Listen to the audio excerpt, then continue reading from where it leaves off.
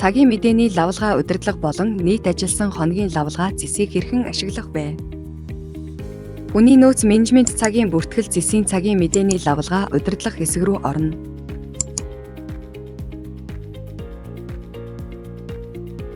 Хилтэс тасгаас бүртгэлтэй тасгийг сонгон хайх товчийг дарна.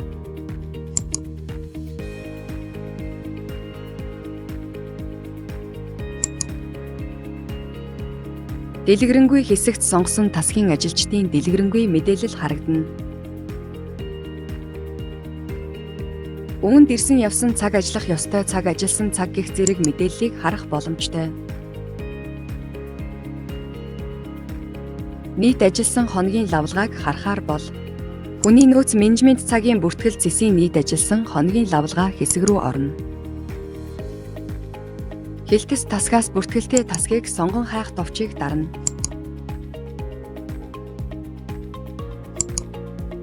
Ингэснээр тус тасгийн ажилтны илүү цаг хоцорсон цаг нийт ажилласан хоногийн мэдээлэл харах боломжтой.